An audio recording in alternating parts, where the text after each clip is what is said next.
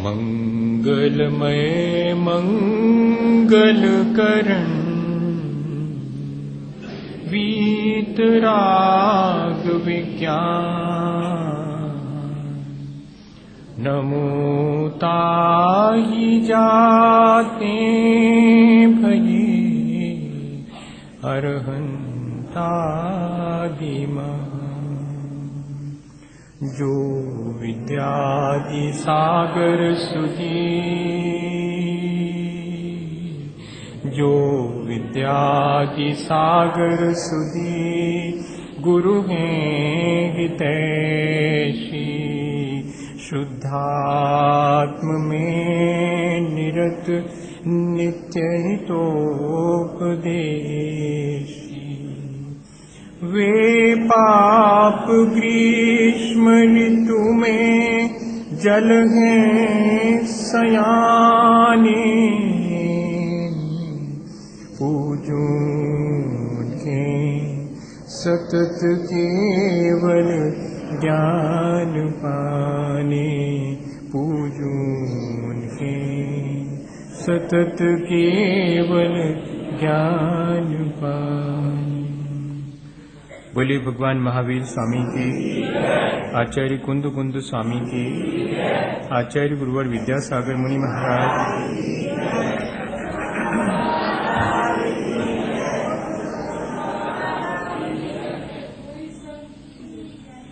हम सभी लोगों ने पिछले दिनों इस बात पर विचार किया है कि अपने जीवन को अच्छा बनाने के लिए ये भी जरूरी है कि हम अपने जीवन के अंत को भी भला बनाएं।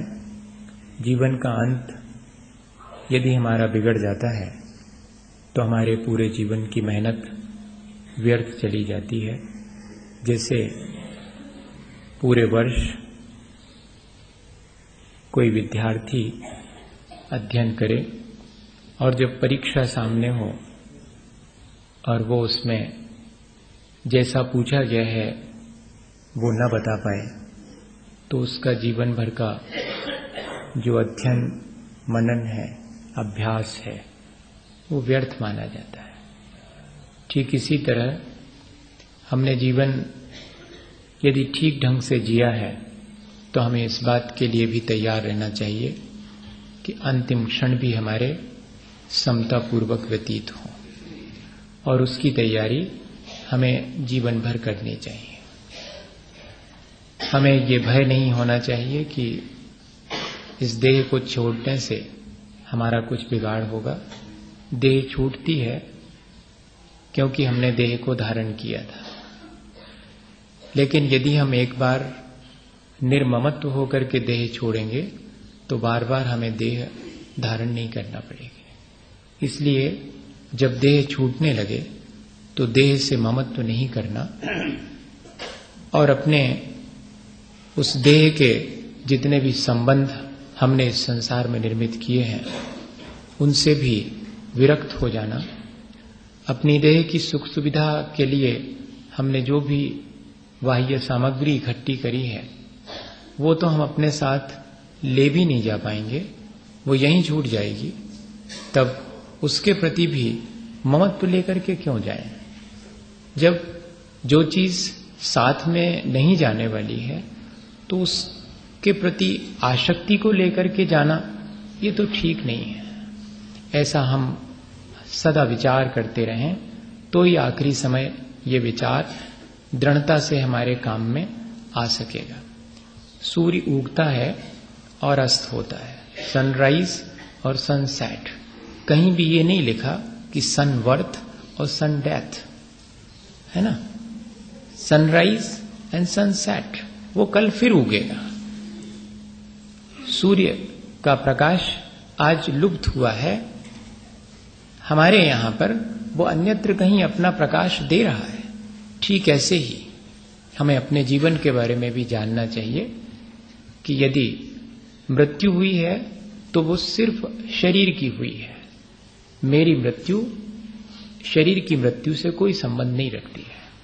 मैं शाश्वत हूं, मैं अन्यत्र कहीं जाकर के और फिर नई देह धारण करूंगा, क्योंकि अभी मैंने ऐसा कुछ अभ्यास नहीं किया है कि मुझे बार बार देह धारण न करनी पड़े। इसलिए दूसरी बार देह मुझे धारण तो करनी पड़ेगी, पर मैं निरंतर उस देह के प्रति अपने ममत्व को घटाता जाऊं तो फिर एक दिन मेरे जीवन में यह भी आएगा कि मुझे वो देह नहीं मिलेगी।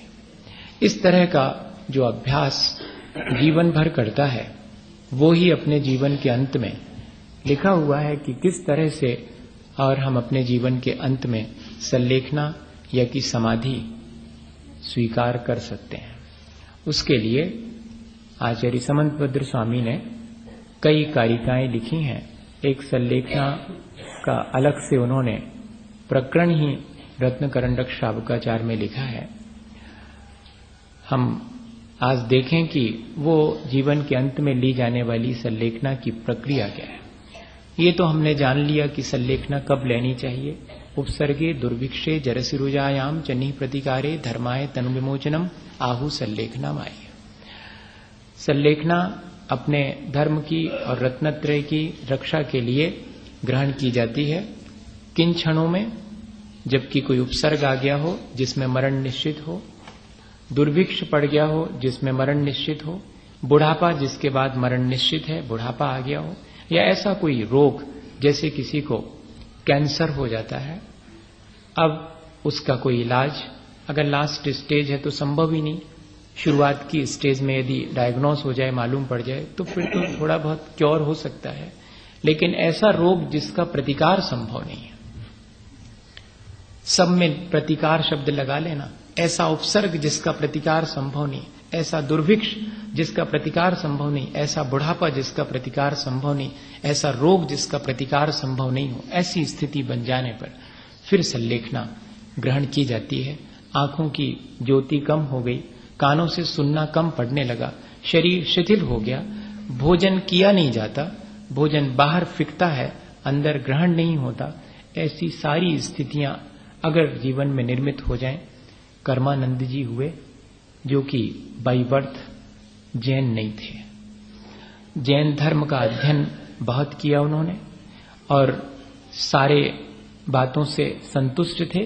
सिर्फ एक बात की कड़ी आलोचना करते थे कि जैनियों के यहाँ पर और बातें सब ठीक जान पड़ती हैं, लेकिन ये आखिरी समय अपने हाथ से मरने की प्रक्रिया नहीं समझ में आई, ऐसा कहते थे। और संलेखना के बारे में उनकी धारणा अच्छी नहीं थी, हमेशा उसको क्रिटिसाइज ही करते थे कि ये संलेखना ठीक नहीं है, इसमें तो अपने हाथ से मरण होगा। जबकि उसके बाद विनोबा ने उस प्रक्रिया को ठीक ठीक समझा और जैन नहीं होने के बावजूद भी अपने जीवन के अंत में भले ही विधिवत संलेखना ना ली हो, लेकिन संलेखना की प्रक्रिया को जो जैन धर्म की है वो अपनाया और आचार्य महाराज के पास समाचार भेजा कि मेरे लिए जीवन के अंत में कोई संदेश, कोई आदेश, कोई उपदेश अवश्य दें। आचार्य श्री को मालूम पड़ा कि विनोबा अभी भी शहद ग्रहण करते हैं, जीवन भर शहद लेते रहे, आखिरी समय पर भी ले रहे हैं, तो आचार्य श्री ने आशीर्वाद के साथ सिर्फ यही समाचार कहलवाया कि विनोबा को अब शहद नहीं लेना चाहिए। वैसे भी उन्हें नहीं लेना था, लेकिन क्यों लेते रहे मैं नहीं जानता, पर अब जीवन के अंत में न लें। जैसे ही विनोबा को मालूम पड़ा तो उन्होंने कहा कि मेरे पर ये कृपा पहले क्यों नहीं की, मैं तो ये सोचता था कि ये खाने योग्य वस्तु है इसलिए मैं खाता रहा, मुझे तो आज आपने अच्छा किया, जीवन के अंत में मैं उसका भी त्याग करता हूं। और अंत में उन्होंने ये पूछ लिया था एक दिन पहले कि भगवान महावीर स्वामी का निर्वाण कब है, और ठीक उसी दिन भगवान महावीर स्वामी के निर्वाण के सुबह प्रत्यूष की वेला में उन्होंने अपने संलेखना को पूर्ण करके प्राणों का, देह का परित्याग किया। कर्मानंद जी की बात मैं कर रहा था, उन्होंने जब इस प्रक्रिया को क्रिटिसाइज किया, पर उनके जीवन में वे हमेशा गीता का पाठ किए बिना पानी भी मुंह में नहीं देते थे। उनको बहुमूत्र रोग हो गया, बार बार टॉयलेट जाना, ऐसी स्थिति में शुद्धि नहीं रह पाती थी। शुद्धि नहीं रह पाती थी तो बड़े विकल्प होते थे और पाठ भी नहीं हो पाता था, तो मुख में पानी बिना पाठ किए डालने का मन नहीं होता था, पर मजबूरी। तब पढ़े पढ़े और उनके मन में विचार आया कि शायद मैं ही कहीं गलत था जैनियों के यहाँ पर, इसीलिए ये सल्लेखना की प्रक्रिया रखी है कि मरण से पहले ही सावधान हो जाओ। आज मेरी ये स्थिति हो गई कि मेरा धर्म भी छूट गया और मुझे ऐसी व्याधि हो गई, अगर मैं पहले से अपनी तैयारी कर लेता तो आज ये व्याधि काय को होती। और पड़े पड़े परिणाम इतने भीग गए कि मन में ये विचार आया कि यदि इस रोग से मुक्त हो गया तो जैनियों के अनुसार आचरण का पालन करके सल्लेखना लेऊंगा। और कर्म का संयोग ऐसा कि 4 दिन के अंदर बहुमूत्र रोग ठीक हो गया। दीक्षा ली थी क्षुल्लक बन करके और फिर उसके बाद अपने जीवन का यापन किया। ऐसा उदाहरण है, ये आचार्य महाराज ने सुना। कर्मानंद जी, भैया सल्लेखना सिर्फ जैनियों की बपौती नहीं है। सल्लेखना जो भी वास्तव में अपने जीवन को ठीक ठीक ढंग से जीता है और अंत में भी समता पूर्वक अपनी देह को छोड़ना चाहता है, अपने जीवन को जिसने जीवन भर अच्छे से जिया और अपने परलोक को भी जो सुधारने की प्रक्रिया अपनाना चाहता है, अपनी गति को सुधारना चाहता है आगे के लिए, उसे सल्लेखना अनिवार्य ही है। आचार्य भगवंतों ने इसकी एक प्रक्रिया दी है। अगर ऑल ऑफ सडन हमारे जीवन में ऐसा अवसर आ जाए तो हमें 4 प्रकार के आहार का और समस्त परिग्रह का त्याग करके और समतापूर्वक देह छोड़नी चाहिए। और यदि ऐसी स्थिति नहीं है और हमारे पास समय है तो हम फिर शांतिपूर्वक किसी गुरु के चरणों में जाकर सल्लेखना ग्रहण करें। जो सल्लेखना ग्रहण करने की तैयारी करता है उसे क्षपक कहते हैं और जो सल्लेखना करवाते हैं उन्हें निर्यापक कहते हैं। ये 2 टेक्निकल वर्ड है, क्षपक और निर्यापक। एक क्षपक की सल्लेखना कम से कम 2 निर्यापक, अधिकतम 48 निर्यापकों के द्वारा होती है। ये आगम है। इस तरह की प्रक्रिया है। और क्षपक को क्या करना पड़ेगा? एक चीज और, कोई अगर साधु हैं तो उन्हें भी अपने संघ को छोड़ करके अन्य संघ में जाकर ही सल्लेखना ग्रहण करनी चाहिए। ऐसा आचार्य कुंद कुंद स्वामी का उपदेश है। वे अपने ही संघ में सल्लेखना ना करें, इससे अच्छा घर चले जाएं, ऐसा लिखा है कड़े शब्दों में। क्यों? क्योंकि अपने संघ में ही सल्लेखना करेंगे तो राग उत्पन्न होने की संभावना अधिक है। अपेक्षाएं ज्यादा रहेंगी कि सब मेरे से परिचित हैं, मेरे संघ के हैं, मेरी अच्छी सेवा होनी चाहिए। ऐसी अपेक्षाएं और राग भाव अधिक रहेगा। इसलिए आचार्य ज्ञान सागर जी महाराज ने जब सल्लेखना ग्रहण की तो आसपास कोई भी नहीं था जिसके पास वे जा सकें। तब उन्होंने अपने ही शिष्य आचार्य महाराज के चरणों में अपनी सल्लेखना करवाने का निवेदन किया था। अन्यथा उन्होंने स्वयं ही कहा कि मुझे किसी न किसी अन्य निर्यापक आचार्य के चरणों में पहुंचना चाहिए। वास्तविक प्रक्रिया तो यह है, जिससे कि अपेक्षाएं और राग और कषाएं इन सब को हम आसानी से मंद कर सकें। ये प्रक्रिया है। अब कैसे सल्लेखना ली जाएगी? जब भी सल्लेखना का मन हो, जीवन का अंत जान करके, तो पहले किसके चरणों में सल्लेखना लेनी उसकी खोज कर लेना चाहिए पहले से, और उसके चरणों में जाकर के आचार्य भगवंतों ने लिखा है औत्मार्थिक प्रतिक्रमण किया जाता है। एक दैवशिक प्रतिक्रमण होता है जो हम शाम को करते हैं, एक रात्रिक प्रतिक्रमण होता है जो सुबह सो के उठते तब करते हैं, एक आहार के बाद लौट करके 11:15 बजे ईरियापत प्रतिक्रमण होता है, एक 15 दिन में होता चतुर्दशी के दिन, जैसे आज चतुर्दशी है, पाक्षिक प्रतिक्रमण, एक 4 महीने पूरे होने पर होता है, वो कहलाता चातुर्मासिक प्रतिक्रमण, और एक होता है जब दीपावली आएगी वार्षिक सांवत्सरिक प्रतिक्रमण। ये सारे 6 प्रतिक्रमण तो जीवन भर करना पड़ेंगे, लेकिन जीवन के अंत में 7वां प्रतिक्रमण औत्मार्थिक प्रतिक्रमण किया जाता है, जिसमें जीवन भर के दोषों का निवेदन करना होता है और उनके लिए प्रायश्चित ग्रहण करना होता है गुरु के समीप। ये सबसे पहला काम। स्नेहम वैरम संगम परिग्रहम चापहाय शुद्ध मना स्वजनम परिजनमपिपा शांत्वा शमयेत प्रियैर्वचनै आलोच्य सर्वमेन कृतकारित मनुमतम च एन निर्व्याजेन आरोप्येन महाव्रत मामरण स्थायी निश्चेष।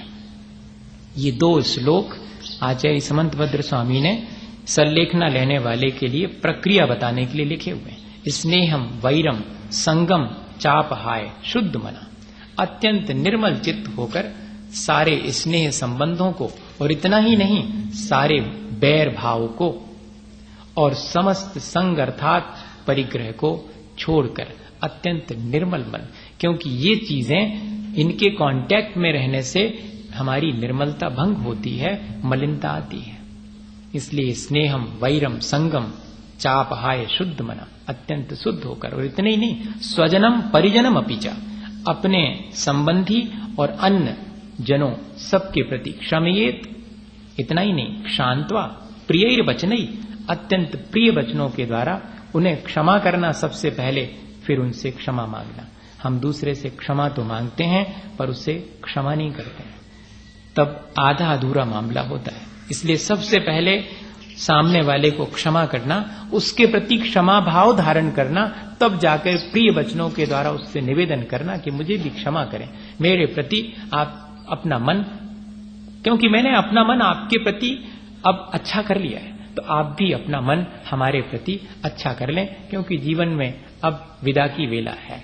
अब तो कहते हैं कि मरण के साथ क्या वैर, क्या शत्रुता रखना, इसलिए अब मेरे प्रति अपना मन खराब न रखें, आप मन को अच्छा कर लें। यह प्रक्रिया करते हैं और फिर आलोच्य सर्वमेनम, और जीवन भर जितने भी दोष किए हैं उन सब की शुद्ध मन से गुरु के सम्मुख आलोचना करना। जिंदगी भर दूसरे की आलोचना करते रहे हो सकता है, तब बहुत मुश्किल है कि अपनी आलोचना अपने हाथ से करने का मन हो। हाँ, जो दूसरे के कामों की आलोचना करता रहता है वो अपनी आलोचना कभी नहीं कर सकता। आसमंतात लोचनम उद्घाटयति इति आलोचना, जिससे हमारी आंख खुल जावे। वास्तव में आलोचना वो है, हम चाहते हैं कि दूसरे की आंख खुल जावे, दूसरे को आईना जिंदगी भर दिखाते रहे।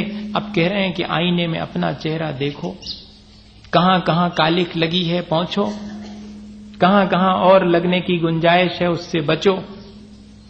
मन वचन काय तीनों के द्वारा अपने किए गए दोषों के निराकरण की प्रक्रिया करो।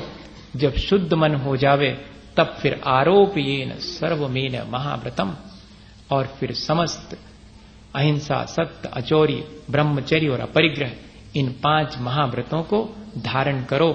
यह प्रक्रिया सल्लेखना से पूर्व की है। जो व्यक्ति सल्लेखना लेना चाहे उसे स्वयं अपनी इतनी तैयारी जीवन भर तो नहीं ले पाए हो सकता महाव्रत, लेकिन अंत में महाव्रत लेने की ऐसी भावना भानी चाहिए। एक दिन भले ही मैं महाव्रत के साथ जीऊं, लेकिन मेरे जीवन में वो अवसर भी आवे जबकि मैं महाव्रतों के साथ फिर अपने जीवन में के अंत को प्राप्त कर सकूं। इस तरह की प्रक्रिया आचार्य भगवंतों ने लिखी है। इसके बाद फिर कहते हैं कि जो मोटा मोटा आहार है, खाद्य सामग्री है, उसको छोड़ो, क्योंकि उसके द्वारा शरीर में मल का संचय ज्यादा होता है। शरीर को रिफाइन करना है और अपने चित्त को भी रिफाइन करना है। दोनों का को रिफाइन करने के बाद ही हम ठीक ढंग से शरीर को छोड़ पाएंगे। कितनी साइंटिफिक और कितनी लॉजिकल प्रक्रिया रखी गई। मन को भी निर्मल बना के जा रहे हैं, और इतना ही नहीं, शरीर में भी कोई गंदगी संचित ना हो इसका उपाय, ताकि शरीर निरोग रहे। मरते समय अगर निरोग रहेगा तो आकुलता नहीं होगी, अन्यथा ये शरीर आकुलता में कारण बन सकता है। इसलिए उसे भी रिफाइन कर रहे हैं। स्थूल आहार छोड़ दिया, मात्र दूध इत्यादि रखा। उसके बाद दूध भी छोड़ करके छाछ ग्रहण करी, छाछ के बाद फिर पानी, और पानी के बाद पंच नमस्कार मनई। अब पंच परमेष्ठी में अपना ध्यान लगाएं। आयु शेष रहने पर अगर कोई व्यक्ति पानी छोड़ भी देवे, साइंस का कहना है कि 90 दिन तक आसानी से जीवित रह सकता पानी का त्याग करने के बाद भी, लेकिन हड़बड़ी नहीं होनी चाहिए मरने की। और न जीने की आकांक्षा होनी चाहिए, ये कंडीशन है। निराकुल भाव से पड़ा रहे तो 90 दिन तक आयु शेष होने पर, और अगर आयु शेष नहीं है तो आप खाते पीते भी और मरण को प्राप्त हो सकते हैं। हाँ, अधिकांश लोग खाते ही खाते मर जाते, दवाई खाते और सेलाइन ड्रिप लगाते लगाते ही निकल जाते प्राण। और आज की प्रक्रिया यही है। आज जो है, अगर बेटा इतनी सेवा माता पिता की ना कहे तो 4 लोग उलाहना देंगे, जबकि सच्ची सेवा ये है माता पिता की कि उनको धर्म ध्यान में आखिरी समय लगाना, उनके परिणाम संभलवा करके उन्हें संलेखना की तैयारी करवाना। सुक्को पड़े इस पचड़े में, जाओ सो अपने हॉस्पिटलाइज कर दो, सुबह शाम फोन से मोबाइल पे बात कर लेंगे, कैसी है तबीयत, सब देख रहे हैं, हाँ ठीक है, ड्रिप दे दी, इंजेक्शन दे दिया, कब तक मर हैं, बस जावन नहीं पूछत, इंतजार रोज करते हैं। हाँ, पूछते तो कोई नहीं पूछता कब तक मरेंगे, लेकिन अभी कैसा है, अभी कोई चांसेस नहीं, अभी कोई चांसेस नहीं, ठीक होने के नहीं, जाने के अभी कोई चांसेस नहीं। ये क्या प्रक्रिया है? इस तरह तो हमें अपने जीवन को भी हमने शायद ठीक से नहीं जिया, और आखिरी समय भी हम अपने हाथ से बिगाड़ रहे हैं। कोई नहीं बिगाड़ रहा हमारा जीवन, अपने हाथ से हम अपना जीवन बिगाड़ रहे हैं। वास्तव में प्रक्रिया यह होनी चाहिए, लेकिन इस प्रक्रिया को हम बिना समझे और कैसे जीवन में ला सकते हैं, इसलिए हमने सोचा कि अपन इस चीज को समझें। कोई बात नहीं, अपन अभी तक जो करते आए हैं वो ठीक नहीं था, अब हम अपने जीवन को इस प्रक्रिया को समझ करके संभाल सकते हैं और अपने आने वाली पीढ़ी को भी ये संदेश दे सकते हैं अपने जीवन से, अपने जीवन में ऐसा करके, इसकी तैयारी करके। ऐसी तैयारी रोज रोज यदि हम करेंगे तो कोई वजह नहीं है कि हम जीवन के अंत में सफल नहीं होंगे। और इस तरह यदि हम जीवन के अंत को संभाल लेते हैं तो हमारा जीवन वास्तव में अच्छा बन सकेगा। हमें इस बात का विचार नहीं करना चाहिए कि कौन करता है आज के समय में ऐसा, कोई तो नहीं कर पाता, सब तो फेल हो जाते हैं। आप इतनी कठिन कठिन बात बता रहे हैं, ऐसा नहीं है। एक युवक नाव में बैठा हुआ रोज इस पार से उस पार जाता था। एक दिन उसका बहुत पुराना मित्र नाव में आकर के बैठा और उसने कहा कि सुनो, पहले तो तुम्हारे पिता भी नाव में बैठा करते थे, अधिकांश समय तो वे ही चलाते थे, अब तो देखता हूं कि ये जिम्मेदारी तुम्हारे ऊपर आ गई है, पिताजी नहीं आते अब। तो उसने कहा कि पिताजी तो रहे नहीं है। अरे कब नहीं रहे, मुझे पता ही नहीं लगा, क्या हुआ था? कुछ नहीं, नाव चलाते समय एक बार तूफान में उनकी नाव डूब गई और उसी में उनका मरण हो गया। अच्छा, तब भी तुम नाव चलाते हो? उसने कहा हमारा काम है। मां का क्या हुआ? मां के साथ भी यही हुआ। मेरे पिता के बाद उन्होंने नाव चलाना शुरू की, बेबी डूब गई। और तुम्हारी एक बड़ी बहन भी थी, बड़ी बहन भी इसी नाव चलाते चलाते डूब गई। अरे इतने 3 लोग तुम्हारे परिवार के इस नाव को चलाते चलाते और डूब गए, फिर भी तुम इसी नाव को इस पार से उस पार ले जाते हो। नहीं चलाते, उन्हें भी मरना पड़ता है, ये ध्यान रखना। मेरे पिता नाव चलाते मर गए इसलिए मैं नाव चलाना छोड़ दूं, मेरी मां नाव चलाते मर गई इसलिए मैं नाव चलाना छोड़ दूं, या मेरी बहन मर गई इसलिए मैं नाव चलाना छोड़ दूं। नहीं, जो लोग नाव नहीं चलाते वे भी मरते हैं। मुझे मालूम है कि चाहे नाव में बैठें, समुद्र में इस पार से उस पार जाएं या ना जाएं, एक दिन मरण निश्चित है। इसलिए मैं इतनी बड़ी रिस्क लेकर के भी अपने जीवन में अपना जीवन जीता हूं और अपनी उस प्रक्रिया को नहीं छोड़ता हूं। क्या हम इस छोटी सी घटना से कोई मैसेज लेना चाहेंगे? हम देख रहे हैं कि कोई भी ठीक ढंग से मरण नहीं कर पा रहा है, तो इसके मायने क्या है कि यहां कोई भी ठीक ढंग से मरण नहीं कर सकता, संलेखना नहीं ले सकता, सिर्फ मुनि महाराज ही संलेखना ले सकते हैं, ऐसा निर्णय ले लें क्या? नहीं, आज भी कोई भी व्यक्ति चाहे जीवन के अंत में इस तरह से इस प्रक्रिया को अपना करके और अपने अंत समय को भी सुधार सकता है। जीवन भर तो हमने जो कुछ किया है वो ठीक किया है, जानकारी में जैसा हमारी है वैसा हमने किया है, लेकिन अंत में ऐसा ना हो कि हम गाफिल हो जाएं या घबराहट में अपने प्राण छोड़ दें।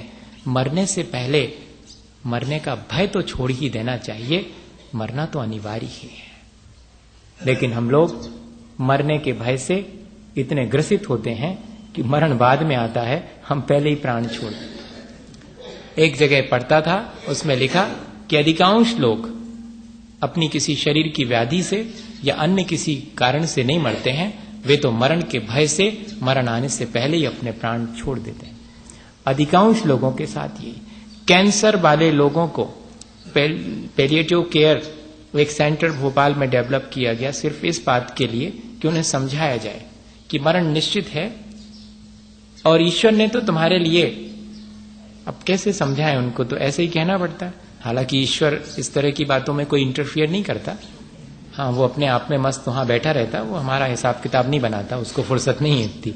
लेकिन कहने में यही आता है कि देखो ईश्वर ने तुम्हारे लिए और कितनी बड़ी फैसिलिटी दी है, तुम्हें इंडिकेशन दे दिया है कि अब तुम्हारा मरण आने वाला।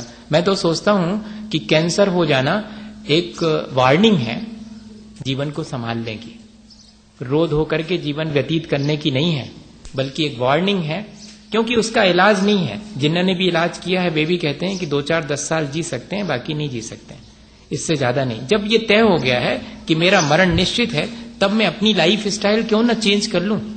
ऐसा नहीं है कि ऐसे उदाहरण नहीं है। एक श्वेतांबर भाई का उदाहरण है, मुझे उनका नाम तो याद नहीं है, और दूसरा गीता बहन जो कि विनोबा के आश्रम में थी। ये 2 उदाहरण है कैंसर के, जिसमें कि लास्ट स्टेज, और एक तो मैंने बैंकॉक का नहीं अमेरिका का एक उदाहरण मैंने जब संगोष्ठी थी उस समय आपको सुनाई था कि उन्होंने किस तरह से प्रार्थना से डस प्रेयर हील ऐसा करके डॉक्टर लॉरी डोसी ने, और जो कि वहां पर उसमें अपने पेशेंट को देख रहे थे, कैंसर पेशेंट को, और कैसे उसने प्रार्थना से अपना कैंसर ठीक किया था। ऐसे ही 2 और हैं इस तरह की स्थितियां जो कि यहीं पर सन 74 और 73-74 के लगभग की घटना है कि कैंसर की लास्ट स्टेज में जब डॉक्टर्स ने कहा था कि अब जीवन तुम्हारा समाप्त होने को है, अगर तुम्हें ईश्वर को याद करना हो तो कर सकते, तब ईश्वर को याद न करके, और उन्होंने मालूम क्या करा था, वो ईश्वर को तो मैं हमेशा याद करता रहता हूं, अब मुझे इतना और करना चाहिए कि मेरा जीवन का अंत आ गया है, तो खम्मामी सब जीवानम सव्वे जीवा खमंतु में मेति में सऊ देशु वैरम मध्यम न केन भी। बस ये श्लोक दोहराते थे दिन रात, और पंच नमस्कार मंत्र, नमोकार मंत्र, ये 2 चीजें रखी थी उन्होंने। और आप आश्चर्य करेंगे कि वे उसके बाद 15 साल तक जिए, लेकिन उन्होंने एक भी दिन इस प्रक्रिया को नहीं छोड़ा, जबकि कल और परसों जी जाएं ऐसा निश्चित नहीं था डॉक्टर्स की तरफ से। लेकिन वे रोज रोज इस बात का इंतजार करते थे कि हो सकता है कि कल मरना पड़े, इसलिए मैं पूरा दिन सब जीवों से क्षमा मांगने में बिताऊं और पंच परमेष्ठी का स्मरण करने में बिताऊं, और इस तरह वे ठीक हो गए और 15 साल तक जिए। गीता बहन विनोबा के आश्रम में जब मालूम पड़ा कि कैंसर हो गया है और लास्ट स्टेज में है, क्योंकि शुरू में तो डायग्नोज बहुत मुश्किल से होता है, जब स्टेज पार हो जाती तब समझ में आता है। अब जरूर बहुत ऐसे साधन आ गए हैं कि डायग्नोज होने लगा। मैं आपसे इसलिए ये बात कह रहा हूं कि इस तरह की स्थिति हम लोगों के साथ बननी ही नहीं चाहिए।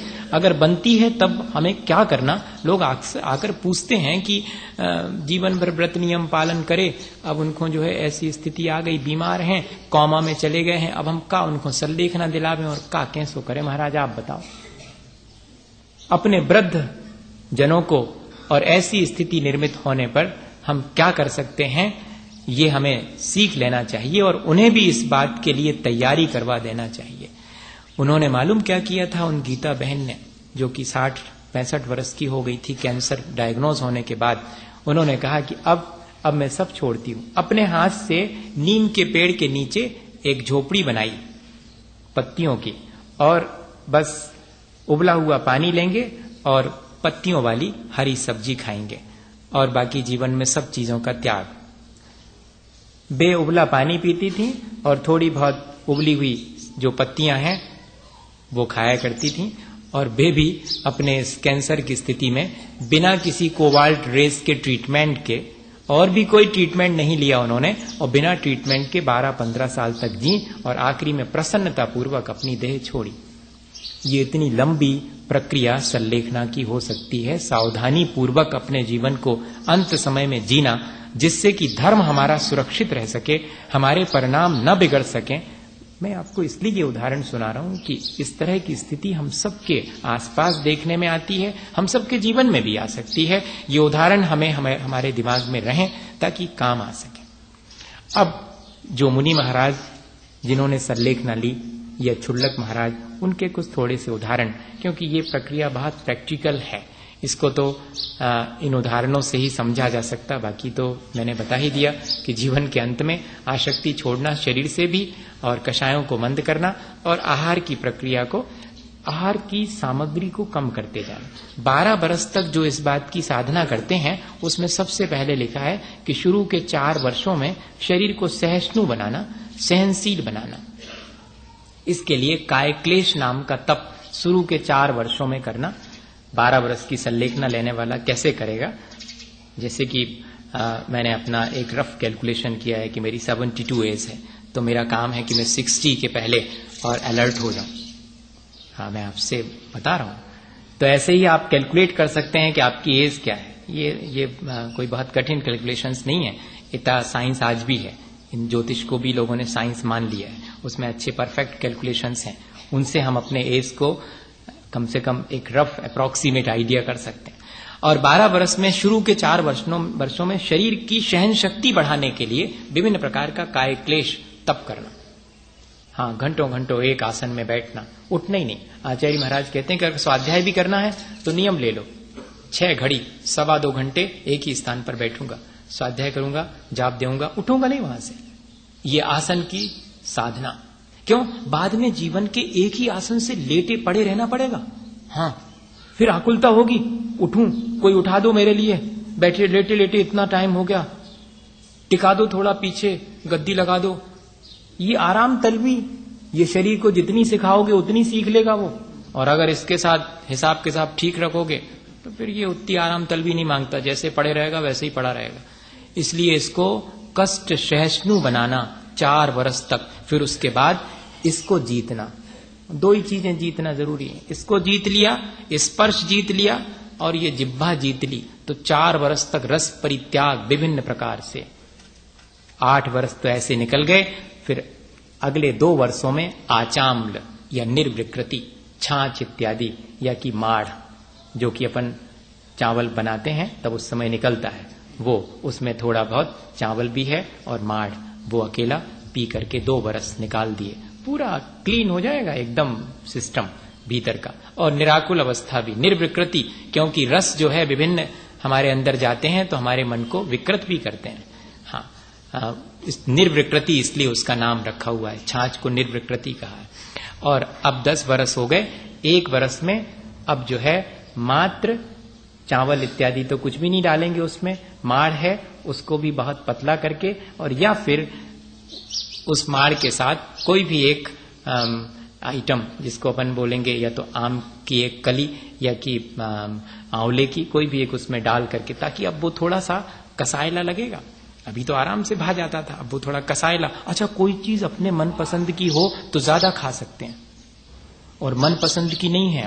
अब तो जो है बस शरीर में डालना है, जिह्वा की लोलुपता अब नहीं रही। अब शरीर चलाने के लिए थोड़ा 1 कटोरी देना है। वर्णी जी ने अपनी सल्लेखना अपने हाथ से ले ली थी, कोई नहीं था ईसरी में, गणेश प्रसाद वर्णी ने। 8 दिन के बाद मालूम पड़ा था, समय सार जी का ऐसा अध्ययन करते थे कि आज क्या करता होगा। कंठस्थ थी उनको अमृतचंद्र स्वामी की टीका, जिसको लगाने में हमको भी आज बहुत मुश्किल होती संस्कृत से सीधी सीधी हिंदी करने में, हिंदी देखना पड़ती। उनको कंठस्थ थी संस्कृत में, और उनने जीवन के अंत में उस समय सार का वास्तव में उपयोग किया है कि देह अलग है और आत्मा अलग है। 8 दिन तक मालूम नहीं पड़ने दिया कि सल्लेखना ग्रहण कर ली। 8वें दिन समय सार जी के भीतर कवर के और एक ऐसा कागज इतना, उसमें लिखा हुआ मिला। क्या लिखा था? इस शरीर ने अब मेरा साथ देना छोड़ दिया है, सो मैंने भी अब इसका साथ छोड़ दिया है। हाँ, अब ये मेरे धर्म ध्यान में बाधा बनने लगा, इसलिए मैंने अब टाइट कर दिया। इस तन को मैंने अब वेतन देना कम कर दिया। आज इतने 1 कटोरी दाल, 1 फल का, फिर धीरे धीरे करके आधा कटोरी और आधा फल का। 8वें दिन जाकर के मात्र 1 कटोरी, वो आधे कटोरी दाल लेके आए थे। तब मालूम पड़ा कि 8वें दिन का इसमें लिखा है कि 8वें दिन ये इतनी सजगता, अपने हाथ से खुद लिख करके रख लिया है कि इतना इतना दे रहा हूं। वास्तव में सल्लेखना कोई और तो करवाने में निमित्त बन सकता है, करनी तो स्वयं ही पड़ती है। तैयारी जिसकी होगी वो ही कर सके। इतने सजगता पूर्वक आखिरी के 11वें वर्ष में थोड़ा बहुत स्वल्प मात्रा में ग्रहण कर लिया, और फिर उसके बाद अब बचा 1 वर्ष, सिर्फ उसमें 6 महीने मध्यम प्रकार के। अब तपस्या खूब कर ली, अब शरीर के साथ में जाति नहीं करना। हाँ, अभी तो अपन ने जाति तो पहले भी नहीं की उसको, लेकिन सहनशील बना दिया है, कष्ट सहिष्णु बना दिया। अब जो है आखिरी के 6 महीने में मध्यम प्रकार के तप और परिणाम निर्मल, और अंत के 6 महीने में फिर से उत्कृष्ट तप। मतलब 1 आहार 1 उपवास, 2 उपवास 1 आहार, 3 उपवास 1 आहार, 4 उपवास 1 आहार। बस आहार में भी क्या, पानी 3-3, 4-4 दिन के गैप से पानी लेना शुरू कर दिया। बस इस तरह से अंत के 6 महीने और आसानी से व्यतीत करना, ये पूरी की पूरी प्रक्रिया है। इस तरह की सल्लेखना तो अभी पिछले दिनों हुई, मेरे देखने में तो नहीं आई, पर जो 20, 25 और 40 दिन की सल्लेखनाएं हुई वो जरूर देखने में आई। जिनेंद्र वर्णी की सल्लेखना तीसरी में हुई 23 मई 1983, और उसके पहले जो 81 और 82 में सल्लेखनाएं हुई, उनमें से 2 सल्लेखनाओं के बारे में कहूं। सल्लेखना में परीक्षा भी बहुत होती आखिरी समय पर, सावधानी है या नहीं, निर्यापक आचार्य इस बात की परीक्षा भी करते हैं, और कई मुश्किलों का सामना करना पड़ता है। उस सब की तैयारी पहले से होनी चाहिए। तो वर्णी जी की सल्लेखना तो मैंने आपको पहले भी कभी कहा था, जिनेंद्र वर्णी ने किस तरह से और इतने निर्बल शरीर होने के बावजूद भी बहुत शांति से जीवन के अंत में सल्लेखना करी। और उनके साथ तो ऐसा उनका पुण्य का उदय कि हम लोग उनको आहार के बाद और ईश्वरी के मंदिर के नीचे तलघर में ले जाया करते थे। गर्मी के बहुत दिन थे, मई का महीना, तो नीचे थोड़ी ठंडक रहेगी, वहां ले जाते थे। तो आहार के बाद हम लोगों ने आकर और उनको स्ट्रेचर पर और नीचे ले जा रहे थे, एक झोली जैसी। स्ट्रेचर कह दिया मैंने ताकि जल्दी समझ में आ जाए, बाकी तो नहीं तो आप कहें कि स्ट्रेचर ही पे ले गए थे क्या। झोली बना लेते हैं, उसमें बिठाल करके 2 महाराज पकड़ के नीचे ले गए उनके लिए। तो ले जा रहे थे, तो सीढ़ियों के ऊपर उन्होंने कहा कि क्या आचार्य महाराज आहार से लौट आए। हम लोगों ने, इशारा पर्याप्त होता है, उस समय बहुत सजग रहना पड़ता है कि क्या कह रहे हैं, क्या इच्छा है उनकी। आचार्य महाराज आहार से आ गए, इसके मायने हैं कि वो उनके दर्शन करना चाहते हैं। तुरंत मैसेज पहुंच गया आचार्य महाराज के पास, और हम लोग धीरे धीरे सीढ़ियां उतर रहे हैं। इतनी ज्यादा दूर नहीं था मंदिर, हम लोग आधी सीढ़ियां उतरे होंगे और आचार्य महाराज सीढ़ी के पास आ गए ऊपर। और पूरी सीढ़ियां उतरने पर फिर उन्होंने कहा कि क्या आचार्य महाराज आ गए आहार से। हम लोगों ने तो पहले ही देख लिया कि खड़े हो गए आकर के। तो हम लोगों ने कहा देखो ना वर्णी जी, वो तो आ गए आचार्य महाराज सीढ़ियों पर। तो नीचे सोचिएगा कि नीचे से उन्होंने दृष्टि ऊपर फैलाई, आचार्य महाराज के दर्शन किए। महाराज नमोस्तु नमोस्तु, और तीसरी बार तो नमोस्तु निकले ही नहीं, और गर्दन और हम लोगों ने नीचे रख दिया और सल्लेखना पूरी हो गई। बताइएगा इस तरह से इस तरह जो है और सल्लेखना की जाती है, कोई विकल्प नहीं। बड़ा उत्साह और बड़ी निर्मलता परिणामों की और सजगता, ये सब सद जाती है। 2 छोटे छोटे और उदाहरण बताऊंगा। बदामी लाल जी जो वैराग सागर बन गए थे आहार जी के चतुर्मास में, वो मैंने गलती से कह दिया 80, 81, 85 की बात है ये, आहार जी के चतुर्मास में। तब वहां पर उन्होंने 4 महीने लगभग साधना करी, और उसके बाद अंत उनका समाधि पूर्वक हुआ। और एक दिन जब वो आहार के लिए गए तो होता है इस तरह की स्थिति। अभी तो आपको ऐसा लगता है कि क्या है, महाराज जी को कोई दिक्कत नहीं है, झट से खड़े हो गए, फटाफट जो हाथ में लिया, प्रैक्टिस हो गई है, हाँ बढ़िया से। और क्या थाली वाली की थाली से भी बढ़िया खा लेते हैं वो तो अपने आराम से, ऐसा लगता है।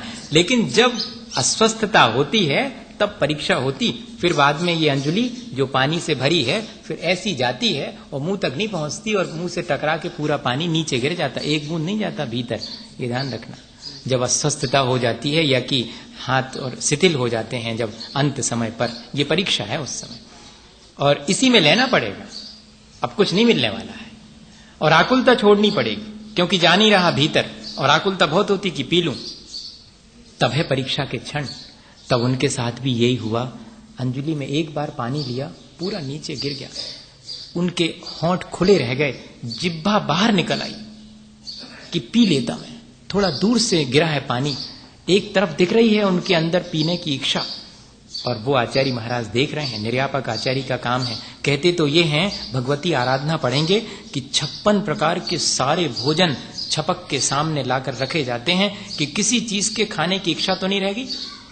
अगर इच्छा रह गई हो तो पहले पूरी कर लो, नहीं तो इच्छा साथ में लेकर के जाओगे तो जीवन बिगड़ जाएगा। हाँ, इतनी सावधानी। आचार्य श्री ने मालूम क्या कहा, हम लोग खड़े हैं सब, देखें अब क्या होता है, पीते नहीं बन रहा है पानी, या तो ये छोड़ देंगे और या फिर आचार्य महाराज कुछ उपदेश देंगे। आचार्य महाराज ने उपदेश कुछ नहीं दिया। सुनो, हम लोगों से कहा सुनो सुनो, गिलास में दो, गिलास में पानी दो। गिलास में पानी, हम लोग समझ गए कि परीक्षा है छपक की अब। और महाराज को धीरे से कहा, महाराज अंजलि में पानी नहीं लिया जा रहा, गिलास में दे दें, गिलास में ले लो। अब बहुत कठिन है काम, आसक्ति अगर होगी तो बहुत कठिन है, लेकिन उनके अंदर भी आसक्ति नहीं थी।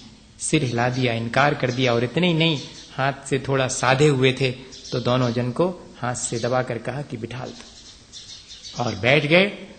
आहार तो लिया नहीं गया। अब जब शरीर ही आहार ग्रहण नहीं कर रहा तो मैं आहार ग्रहण करने का विकल्प क्यों करूं। और बस कुल्ला करके, कायोत्सर करके वहीं आचार्य महाराज खड़े हैं, उनके चरणों में जीवन पर्यंत अन्न जल का त्याग। 3 दिन तक रहे थे, उसके बाद और शांति पूर्वक उनका भी मरण हुआ। और एक और घटना, राजा राम ब्रह्मचारी 10वीं प्रतिमा लिए थे, सन 81 या 82 की बात, हाँ 82 की, नैनागिर में। वो सरलेखना भी मैंने उन दिनों में 4 सरलेखना एक साथ हुई, लेकिन उसमें से एक सुना रहा हूं, बाकी सब एकदम सामने आ जाती हैं। एक उधर सरलेखना चल रही, एक साथ 4 लोगों की सरलेखना हुई, जिसमें एक राजा राम जी ब्रह्मचारी। जीवन भर की तो साधना थी, लेकिन आखिरी समय बहुत पुण्य चाहिए। मैं आपसे ये घटना इसलिए सुना रहा हूं कि ऐसी स्थितियां निर्मित हो सकती हैं। आज अपना सरलेखना का लगभग काम मेरे ख्याल से मैंने पूरा कर दिया। 48 मुनि महाराज जी के बारे में जरूर आपको बताना था, फिर वो घटना सुना के पूरा कर दूंगा, वो और बता दूं। 48 मुनि महाराज की क्या जरूरत है सेवा के लिए, एक एक शपक के लिए? तो कहते हैं 4 मुनि महाराज तो सिर्फ उनको सहारा देने के लिए हमेशा उनके पास विद्यमान रहे। फिर उसके बाद 4 मुनि महाराज उनके पास धर्मोपदेश के लिए, क्योंकि चार एक साथ तो नहीं देंगे, एक एक देंगे, लेकिन पूरे 24 घंटे देना है।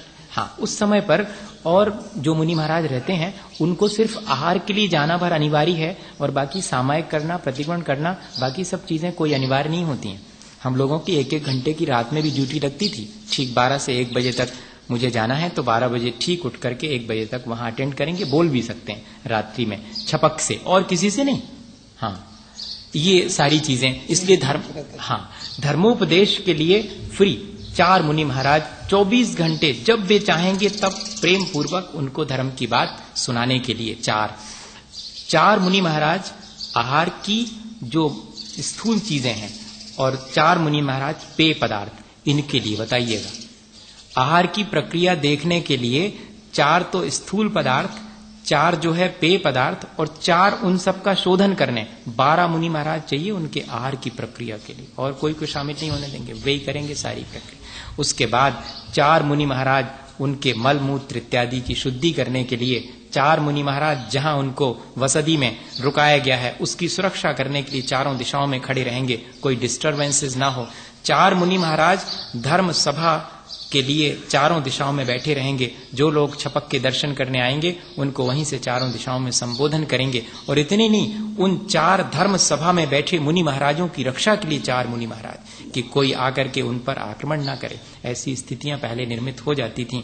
और 4 मुनि महाराज रात्रि जागरण करके पूरा पहरा देंगे, इसके लिए तय रहते थे। और 4 मुनि महाराज के सामने पेपर फैले हुए हैं जिनमें सारे देश विदेश में क्या प्रतिक्रियाएं हो रही हैं इस सरलेखना की, क्या घटित हो रहा है सब में, उसके लिए देश विदेश की खबरें रखने के लिए। और 4 मुनि महाराज तैयार बैठे हैं कि अगर कोई वाद विवाद करने आ जावे, शास्त्रार्थ करने कि ऐसे कैसे आप ये करवा रहे हैं, तो उनके समाधान के लिए बताइए। इतनी पूरी आचार्य भगवंतों ने एक व्यक्ति के मरण के लिए इतनी तैयारी, तब जाकर के जो है और जीवन सार्थक होता है। इसको पढ़ करके कभी पढ़ेंगे, और हमने तो संक्षेप में बता दिया, पढ़ेंगे तो लगेगा कि एक बिल्कुल कहना चाहिए वर्कशॉप जैसे सोचिए, जैसे जीवन भर के लिए अपन कुछ तैयारी करते हैं, ऐसे ही एक शपथ के लिए 48 लोग इतने अलर्ट हैं और वो अपना आत्म कल्याण करने में लगा हुआ है, उसके लिए इतना हेल्प कर रहे हैं। कहते हैं कि अगर तीर्थ यात्रा के लिए जा रहे हो तो छोड़ दो, पहले जीवित तीर्थ जो सल्लेखना ले रहा है उसके दर्शन कर लो, तीर्थ यात्रा का पूरा लाभ मिल जाए। ऐसा लिखा। इसलिए ये सल्लेखना छोटी मोटी चीज नहीं है। इस सल्लेखना में कैसे कैसे परिणाम हो जाते हैं वो और हम उदाहरण से आपको बता दें। आज मैंने थोड़ा ज्यादा समय ले लिया, 9:25 की जगह पर 37 हो गए लगभग। 2 मिनट और लगेंगे, उसमें तो कैसेट वाले भी कुछ नहीं बोल रहे हैं, उनकी खत्म हो गई होगी, नहीं होगी। सबका फिक्स रहता टाइम। तो क्या हुआ कि आखिरी समय और उनको थाली में भूल से वो सेव फल नहीं लेते थे, उन्होंने फलों का त्याग कर दिया था, लेकिन दूर कहीं पर सेव फल रखे दिख गए उनको, भोजन के लिए ले गए थे उनको। 10वीं प्रतिमाधारी थे, हम लोग 2-3 लोग साथ में थे। बहुत अलर्ट रहना पड़ता। छपक क्या चाहता है, बार बार उनकी दृष्टि सेव फल पे जा रही थी। तो हम लोगों ने मार्क कर लिया कि इनकी इच्छा तो है, भले इन्होंने त्याग किया है, परीक्षा हो रही है आखिरी समय। सीधे जाकर के आचार्य श्री से निवेदन कर दिया कि छपक की इच्छा तो दिखती है कि सेव फल खाना है और त्याग तो किया है आपसे। उन्होंने कहा कोई बात नहीं, कल आहार में उनको सेव फल दे देना, मेरा बोल देना कि महाराज ने कह दिया है। हम लोगों ने कहा ठीक। दूसरे दिन आहार की प्रक्रिया में उनने अपनी थाली में सेव फल रखे देखे तो उनको बड़ा आश्चर्य हुआ कि मैंने तो सेव फल का त्याग किया, बड़े थाली में क्यों आज रखे गए हैं, क्यों रखे गए हैं, मेरे मन की बात क्या इन लोगों ने जान ली है क्या? और फौरन जो है वो उठाने लगे कि नहीं नहीं ये। तो हम लोगों ने कहा कि नहीं, आचार्य महाराज ने स्वीकृति दे दी है कि आपको अगर और कोई चीज नहीं रुचिकर लगती है और ये अच्छी लगती है तो आप ले लीजिएगा, कोई बात नहीं, आपने त्यागा था उसका प्रायश्चित दे देंगे बाद में। इच्छा तो थी, और जब ऐसा कहा तो ले लिया। एक टुकड़ा, देखना, एक टुकड़ा हाथ में लिया है। अब लेकिन शरीर तो शरीर है, वो तो पानी भी ग्रहण नहीं कर रहा और आप चाह रहे हैं कि सेव